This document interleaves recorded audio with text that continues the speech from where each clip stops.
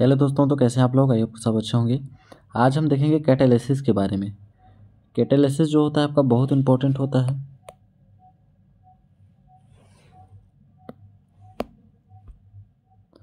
ये जो कैटालिसिस होता है आपका इम्पोर्टेंट होता है, और इसके टाइप्स को भी आपको जानना होगा, क्योंकि आपके छोटे जैसे हो गया आपका 12th बेस हो गया, बीएससी बेस हो गया, एमएससी बेस, सभी में इसका क्वेश्चन पूछा ही जाता है कि उत्प्रेरक क्या होता है, कैटालिसिस क्या होता है। ठीक, उसके टाइप्स लिखिए। ठीक, कौन कौन से होमोजीनस या हेटेरोजीनस कैटालिसिस क्या होता है, तो इसको आप हिंदी माध्यम में बहुत अच्छी तरीके से समझ सकते हैं इस वीडियो के माध्यम से। तो चलिए आगे देखते हैं। तो सबसे पहले इसका हम इंट्रोडक्शन देख लेते हैं कि इंट्रोडक्शन होता क्या है कैटालिसिस के बारे में। ठीक, तो यहाँ पर क्या बोल रहा है, ब्राजिलियस ने सर्वप्रथम अभिक्रिया के वेग में वृद्धि करने के लिए पदार्थों को उत्प्रेरक कहा। इसको हम कैसे समझ सकते हैं? कोई अभिक्रिया है, कोई सा भी रिएक्शन है, जैसे CH3 + CH3, ये जुड़कर क्या बनेगा? ठीक, कुछ ना कुछ तो बनेगा ही। तो इस अभिक्रिया के वेग में वृद्धि जो होती है वही आपकी उत्प्रेरण कहलाती है। ठीक, वृद्धि करने वाले पदार्थ मतलब इस जैसे आपका हो गया CH3 ये अभिक्रिया बनेगी क्या? C2H6 एक कंपाउंड बनेगा आपका आगे।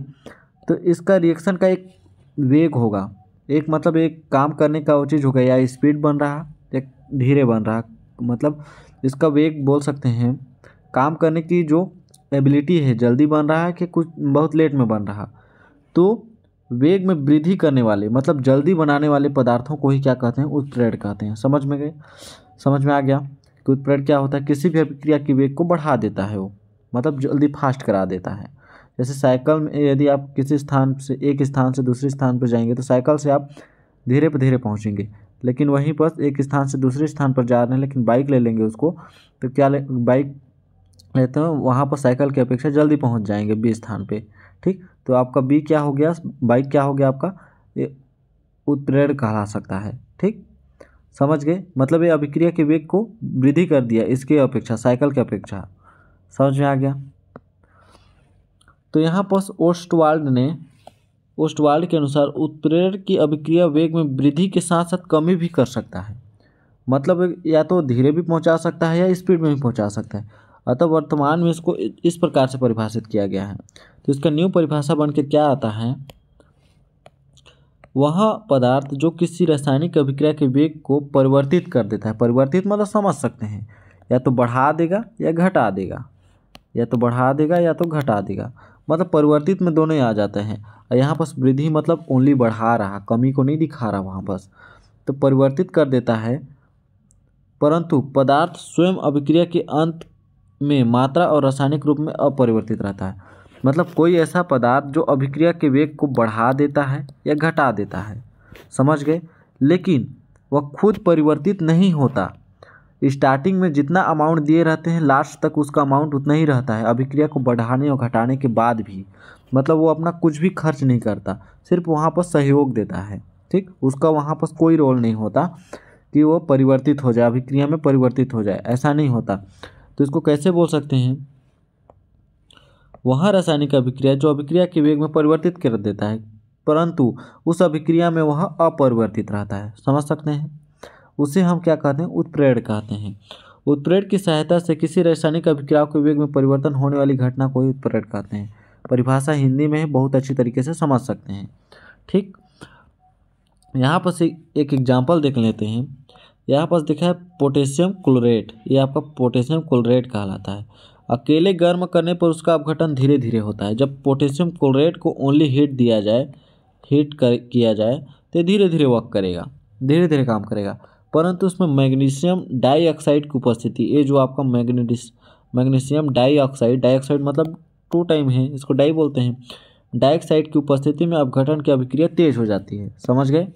ये आपका उत्प्रेरण हो गया। मैग्नीशियम डाइऑक्साइड क्या हो गया? आपका उत्प्रेरण, कैटालिसिस हो गया। यदि पोटेशियम क्लोरेट को हम किसी उत्प्रेरक की अनुपस्थिति में गर्म करते हैं तो यह अभिक्रिया एकदम धीरे धीरे होती है, लेकिन उसमें कैटेलिस्ट या उत्प्रेरक मिला दिया जाता है जैसे मैग्नीशियम डाइऑक्साइड, तो उसकी उत्प्रेरक की क्षमता जो होती है बढ़ जाती है, मतलब क्रिया होने की क्षमता बढ़ जाती है। तो यहाँ पर 270 डिग्री सेल्सियस क्या बोल रहा है? यहाँ पर इसको गर्म किया गया, मतलब ठीक। डिग्री सेल्सियस मतलब वही गर्म करना। तो इसमें किस में टूट जाता है आपका, KCl पोटेशियम क्लोराइड में टूट जाता है और ऑक्सीजन में टूट जाता है आपका। तो ये आपका उत्प्रेरक हो गया। लेकिन देखिए यहाँ पर मैग्नीशियम डाइऑक्साइड जितना अमाउंट लिए थे उतना यहाँ भी मिल गया, तो यह अभिक्रिया में अपरिवर्तित रहा, ओनली क्रिया को यहाँ पर प्रोसीड करा है, यहाँ पर दोनों को पोटेशियम क्लोराइड को यहाँ पर तोड़ा है, बाकी अपना कुछ भी यूज नहीं किया है। समझ में आ गया। हिंदी माध्यम में पढ़ते जाइए, बहुत अच्छी तरीके से समझ में आते जाएगा। अभिक्रिया के अंत में मैग्नीशियम डाइऑक्साइड की मात्रा और रासायनिक संघटन अपरिवर्तित है। मतलब अभिक्रिया के अंत में या रासायनिक अभिक्रिया में जब भाग ले रहा था उस टाइम तक कोई मतलब कोई चेंजेस नहीं देखने को मिला। यह उत्प्रेरक अभिक्रिया का उदाहरण है। इस अभिक्रिया में M2 जो होता है उत्प्रेरक का कार्य किया, कैटालिसिस का कार्य किया। समझ में आ गया। इसके बाद हम इसका टाइप्स पढ़ लेते हैं, कितने प्रकार का होता है। इसका टाइप्स देखेंगे, 2 टाइप्स का होता है आपका समांगी उत्प्रेरक, जिसको होमोजीनस बोलते हैं। होमो का मतलब होता है समान, ठीक। हेट्रो मतलब होता है असमान, उसको बाद में देखेंगे। अभी होमोजीनस देखेंगे, समांगी हिंदी में बोलते हैं। तो यहाँ पर देखिएगा, यहाँ पर सिर्फ अंतर होता है आपका फिजिकल स्टेट, मतलब भौतिक अवस्था की। फिजिकल स्टेट मतलब या तो सॉलिड हो सकता है या गैस हो सकता है, दोनों मतलब अभिक्रिया से पहले सॉलिड में है या अभिक्रिया के बाद गैस में है, बस उतना ही अंतर है। तो समांगी में क्या बोल रहा, एक ऐसा उत्प्रेरकीय प्रक्रम मतलब वो कैटालिसिस प्रक्रम बोल सकते हैं, कैटालिसिस प्रोसेस, जिसमें उत्प्रेरक और रासायनिक अभिकारक पदार्थ समान होते हैं, भौतिक अवस्था समान होते हैं। जैसे यहाँ पर कोई केमिकल रिएक्शन लिए तो ये आपका CH3 है, मेथिल हो गया। यदि यहाँ गैस फॉर्म में है तो आपका कोई कैटेलिस्ट ले रहा जो रासायनिक अभिक्रिया के दर को बढ़ा रहा, वो भी आपका गैस फॉर्म ही में होगा। जैसे आपका नाइट्रोजन गैस हो गया, NO2 गैस हो गया, ऑक्सीजन गैस हो गया, ये दोनों गैस फॉर्म में ही होंगे। समांगी का मतलब होता है दोनों अभिकारक मतलब रिएक्शन में भाग लेने वाला पदार्थ, और अभिकारक और उत्प्रेरक जो रिएक्शन को प्रोसीड करा रहा, ठीक। दोनों क्या हैं, समान या भौतिक अवस्था समान फिजिकल स्टेट में है, मतलब फिजिकल स्टेट उन लोग का इक्वल है। या तो गैस है तो गैस ही रहेंगे, ठोस है तो ठोस ही रहेंगे। तो क्या बोल रहा है एक बार और देखते हैं। ऐसा उत्प्रेरकीय प्रक्रम जिसमें उत्प्रेरक और अभिकारक पदार्थ समान भौतिक अवस्था में होते हैं समांगी उत्प्रेरक कहलाता है। जैसे उत्पाद की भौतिक अवस्था महत्वहीन है, ठीक। उत्पाद जो होता है आपका जो बनेगा प्रोडक्ट, उसकी जो फिजिकल स्टेट होती है वो देखा जाता है यहाँ पर। तो जब उत्प्रेरकीय अभिकारक परस्पर मिलकर एक समांग मिश्रण बनाते हैं, समांग मिश्रण मतलब समझ सकते हैं कि जैसे अभी एग्जाम्पल में देखेंगे तो बहुत अच्छी तरीके से समझ जाएगा। तो उत्प्रेरक समांगी उत्प्रेरक कहलाता है। इसको परिभाषा को देख लीजिएगा। समांग मतलब इक्वल बोल सकते हैं, जब उत्प्रेरक और अभिकारक जो होता है आपका परस्पर मिलकर एक समांग मिश्रण बनाते हैं, ठीक। यदि हम इसका एग्जाम्पल देखें तो एग्जाम्पल देखते हैं तो सल्फ्यूरिक एसिड आपको पता है आपका H2SO4। तो सल्फ्यूरिक एसिड बनाने में चैम्बर विधि में SO2 और O2 को जब हम कंबाइन कराते हैं तो SO3 बनता है, ठीक। संयोग करके SO3 बनाते हैं। तो इस अभिक्रिया में नाइट्रिक ऑक्साइड आपका NO को बोला जाता है, गैस उत्प्रेरक का कार्य करेगा। जैसे SO2 प्लस O2 को मिलाकर SO3 बनाया जाता है। यह क्रिया विदाउट उत्प्रेरक मतलब विदाउट कैटालिसिस की अभिक्रिया धीरे धीरे होती है, लेकिन इसको प्रोसीड कराने के लिए आपका नाइट्रोजन गैस को लिया जाता है। तो यहाँ पर SO2 भी आपका कंसनट्रेट फॉर्म में होता है। कंसनट्रेट में देखिएगा आप, जैसे सल्फ्यूरिक एसिड का देखिए बहुत कंसनट्रेट में होता है आपका, तो उसमें गैस भी निकलती रहती हैं और लिक्विड फॉर्म में देखने को मिलता है। लिक्विड डायल्यूट में नहीं मिलेगा, मतलब आपका कंसनट्रेट में मिलेगा। तो आपका नाइट्रिक एसिड भी कंसनट्रेट फॉर्म में गया, सल्फ्यूरिक एसिड और ऑक्सीजन को मिलाकर वो भी कंसनट्रेट फॉर्म में हो गया। तो दोनों की फिजिकल स्टेट यहाँ पर समान हो गई, ठीक। क्या बोल रहा, सल्फ्यूरिक एसिड बनाने में चैम्बर विधि में SO2 और O2 को संयोग किए किसकी उपस्थिति में उत्प्रेरक नाइट्रोजन ऑक्साइड या इसको नाइट्रिक ऑक्साइड बोल सकते हैं। तो जैसे SO2 और O2 परस्पर मिलकर समांगी मिश्रण बनाते हैं। यह भी आपका कंसनट्रेट फॉर्म में है, आपका नाइट्रोजन ऑक्साइड भी आपका कंसनट्रेट फॉर्म में है। इसके फिजिकल स्टेट में कोई चेंजेस नहीं आया। ये ऐसा नहीं है कि ये पहले सॉलिड फॉर्म में था तो यहाँ आकर गैस फॉर्म में हो गया, ऐसा नहीं है, दोनों इक्वल फॉर्म में है यहाँ पर। ठीक, आपका जो कैटालिसिस है उत्प्रेरक और जो अभिक्रिया में भाग ले रहा, जैसे SO3 भाग ले रहा, दोनों समान फॉर्म में है, आपका कंसंट्रेट दोनों का इक्वल है यहाँ पर। ठीक, इसके बाद दूसरा एग्जांपल देखते हैं, एथिल एसीटेट का जल अपघटन। एथिल एसीटेट मतलब समझ सकते हैं, एसीटेट का फार्मूला क्या होता है आपका, CH3COO-। यदि इसमें इथाइल मिला दिया जाए C2H5, इसको चाहिए इलेक्ट्रॉन ना, तो ये आपका यहाँ पर जुड़ गया, तो CH3COO, C2H5, इसी को बोलते हैं एथिल एसीटेट। ठीक, जल अपघटन का मतलब इसमें H2O मिला रहे हैं, तो क्या क्या बन जाएगा आपका, एसिटिक एसिड COOH। क्योंकि कैसे बनेगा मैं उसको दिखा देता हूँ। यहाँ पर क्या लिए हम, CH3COO, C2H5, एथिल एसीटेट लिए प्लस H2O एसीटेट। इसको हम तोड़ सकते हैं H प्लस और OH में, बिल्कुल तोड़ सकते हैं। इसको भी हम तोड़ सकते हैं, इसको हम तोड़ सकते हैं CH3COO एसीटेट और C2H5 में तोड़ सकते हैं, प्लस ये प्लस में आएगा। ठीक, तो ये माइनस में आता है, तो प्लस वाला यहाँ के जुड़ गया और ये वाला यहाँ के जुड़ गया, तो क्या बना आपका CH3COOH प्लस C2H5OH। तो यहाँ का एसिटिक एसिड बना आपका, और ये आपका एथेनॉल बना। जल अपघटन कराने पर H2O को हम तोड़ दिए दो भाग में। ठीक, यहाँ पर जो कैटेलिस्ट लिया जाता है उसको देखते हैं किस फॉर्म में है। जैसे ये आपका एथिल एसीटेट हो गया, H2O हो गया आपका। यहाँ पर हम क्या लिए थे उत्प्रेरक के रूप में, सल्फ्यूरिक एसिड। सल्फ्यूरिक एसिड देखिएगा, ये रिएक्शन को सिर्फ प्रोसीड करा रहा, तो ये आपका एसिटिक एसिड बन गया, C2H एथिल एल्कोहल बन गया, इसको एथेनॉल भी बोला जाता है। और H2SO4 आपका जैसा का तैसा प्राप्त हो गया।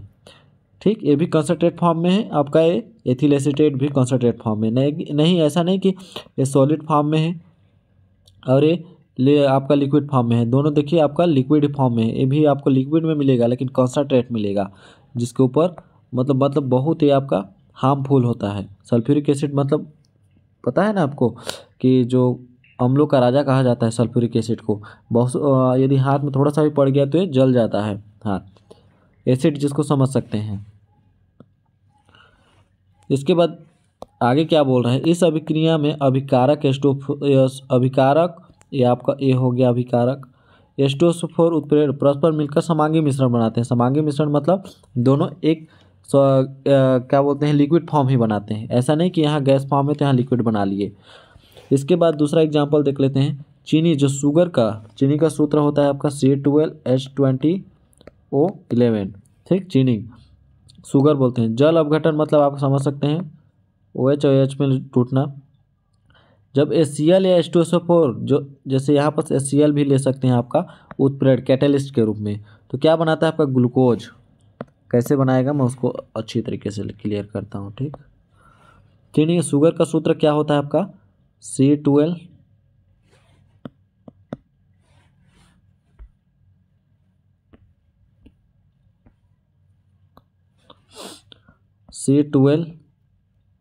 आपका हो गया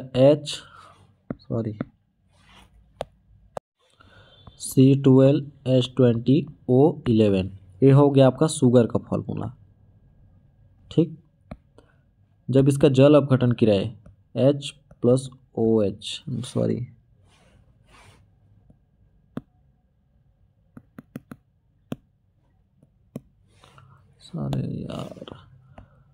C12H20O11 शुगर का फार्मूला हो गया प्लस H2O।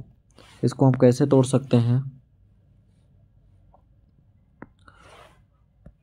कैटेलिस्ट में क्या लिए थे हम, HCl भी ले सकते हैं या H2SO4 ले सकते हैं। ठीक, ये रिएक्शन को सिर्फ कैटालिसिस कर रहा है, प्रोसीड करा रहा, भाग ले रहा, उसमें इसमें कोई परिवर्तन नहीं होगा। ठीक, तो यहाँ पर इसको तोड़ सकते हैं हम C6H12O6, और एक और फॉर्म बन सकता है आपका, जैसे यहाँ पर ऑक्सीजन 11 ही है तो यहाँ पर 6 हो गया, तो C6H12O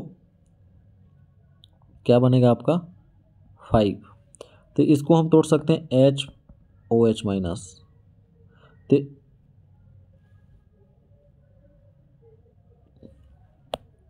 यहाँ पर देखिए हाइड्रोजन की संख्या कितनी है आपकी 22 है, लेकिन 11 11 दूनी 22 होता है, तो यहाँ पर 11 होगा, यहाँ भी 11 होगा। यहाँ पर देखिए इसको एक हाइड्रोजन की ज़रूरत है और इसको, तो इसको हम एक हाइड्रोजन को यहाँ दे देते हैं, एक हाइड्रोजन को यहाँ, बच गया क्या ऑक्सीजन। ऑक्सीजन यहाँ पर आके जुड़ जाता है तो क्या बनेगा आपका C6H12O6, C6H12O6। तो क्या बना आपका ग्लूकोज का 2 अणु प्राप्त हुआ, वही यहाँ पर बोला गया है। चीनी शुगर का जल अपघटन किए तो HCl H2SO4 की उपस्थिति में, तो क्या बना आपका ग्लूकोज या फ्रुक्टोज। आपको समझ सकते हैं ग्लूकोज और फ्रुक्टोज का फार्मूला सेम होता है, बस केमिकल स्ट्रक्चर जो होता है अलग अलग होता है। तो आप बोल सकते हैं ग्लूकोज के 2 अणु मिले या ग्लूकोज या फ्रुक्टोज मिले। ठीक, जो आपका H2SO4 यहाँ पर जितना लिए थे उतना ही यहाँ पर भी मिला आपको, इसमें कोई चेंजेस नहीं आया। तो यहाँ पर देखिए चीनी का जल अपघटन या जल और उत्प्रेरक H2 परस्पर मिलकर समांगी मिश्रण बनाते हैं। तो ये सब एग्जाम्पल आप किसमें होमोजीनस कैटालिसिस में दे सकते हैं। इसके बाद आपका आता है हेटेरोजीनस कैटालिस्ट। हेटेरोजीनस मतलब विषमांगी मिश्रण। इसमें क्या मतलब होता है, इसको परिभाषा के हिसाब से देखिएगा। विषमांग उत्प्रेरण में उत्प्रेरक और अभिकारक अलग अलग भौतिक अवस्था होती है। जैसे उत्प्रेरण जो होता है आपका और अभिकारक अलग अलग, जैसे उत्प्रेरण आपका सॉलिड फॉर्म में है, कैटालिसिस सॉलिड फॉर्म में है, तो अभिकारक जो केमिकल रिएक्शन में भाग ले रहा है वो सॉलिड लिक्विड या लिक्विड फॉर्म में भी हो सकता है, सॉलिड फॉर्म में भी हो सकता है, लेकिन इन लोग का जो अवस्था होगी अलग अलग होगी। या तो केमिकल रिएक्शन वाला आपका सॉलिड फॉर्म में है, तो जो कैटालिसिस ले रहे हैं वो आपका लिक्विड फॉर्म में हो सकता है।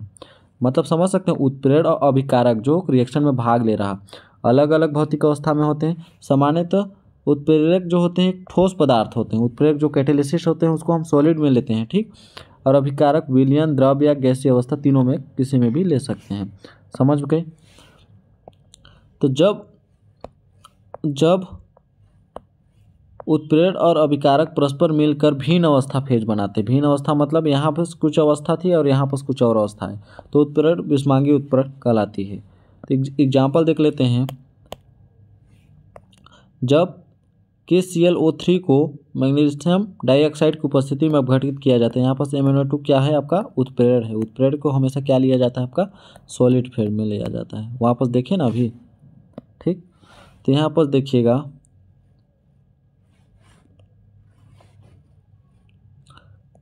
क्या बना आपका KCl और O2। तो यहाँ पर देखिए पोटेशियम क्लोराइड ऑक्साइड जो होता है आपका और मैग्नीशियम डाइऑक्साइड दोनों ठोस हैं, यहाँ पर तो ठोस हैं, तो इस कारण परस्पर मिलकर समांगी मिश्रण नहीं बना पाए, क्योंकि नहीं परिभाषा में ही दिया गया है कि दोनों का फेज जो होता है अलग अलग होता है। तो यहाँ पर जब सेम है तो क्यों बनाएगा भाई। तो यहाँ पर रिएक्शन जो होता है प्रोसीड नहीं होता, बनेगा भी तो कुछ प्रोडक्ट का काम लायक नहीं रहेगा। तो यह अवस्था भिन्न प्रावस्था में बनाते हैं। तो यहाँ पर देखेंगे हैबर विधि में जो होता है आपका NH3 का निर्माण करते हैं। जैसे N2 और H2 को मिलाकर आयरन जो होता है यहाँ पर सॉलिड फेज में है, ठीक। तो आपका NH3 हो गया।